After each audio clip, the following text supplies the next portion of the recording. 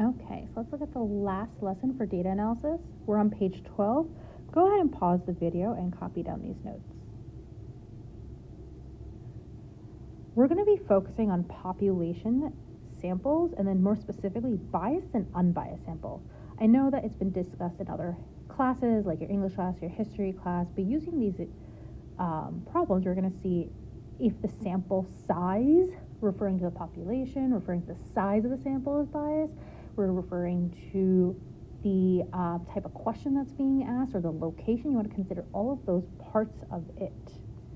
So the first question asks, to estimate the number of students in your school who play a sport outside of school, you decide to survey the players on the boys' baseball team. Is this a biased or an unbiased? And remember, make sure you back up your answer. If you decided biased, that's correct. My reasoning was, well, there's players on the baseball team. Okay, they play a sport. Obviously, they play a sport because they're on the baseball team. What about the people that are not playing sports and stuff? How are you going to decide that? Of who plays a sport outside of school and who doesn't? So, it's biased. Take a look at the second one. Katie would like to approximate the number of students in her school that own a pet. She decides to survey the 5 people in her homeroom. If you thought biased, you are correct. It is biased. One, location-wise, it's only her homeroom. And when we say only her homeroom, it's only if the sample's not large enough. You need to make sure the size makes sense, right? If you're comparing people in the school to a homeroom, that's only one little class. All right, let's try the third one. The yearbook committee must choose among 3 different themes for this year's yearbook. To help make their decision, they survey 100 random students during lunch. Look at location. Lunch has nothing to do with what's being asked. It's 100 students, so sample size seems right, and it's random. So it's an unbiased sample. When you're working on data and you're collecting data, you want to make sure that things make sense, right? You're not skewing the data to make it so, hey, I'm going to ask all the people in New York if they're Giants fans.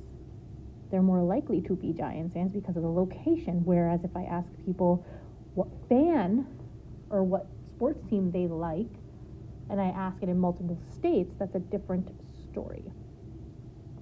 The next page focuses on predicting.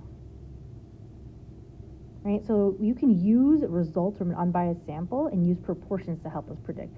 We're not going to focus too much on this. So I'm going to give you the answer to problem number 5, which is on page 13.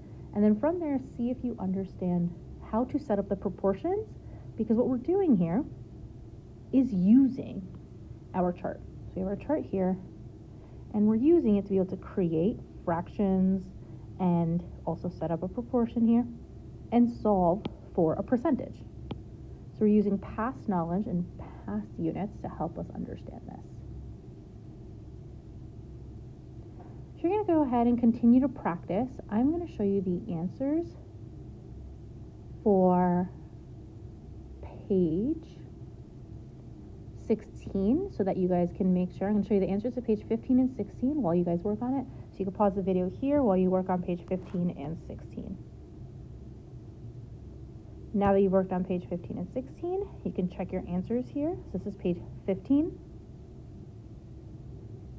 And I've underlined some key words here that kind of stick out that help me decipher if something's biased or unbiased.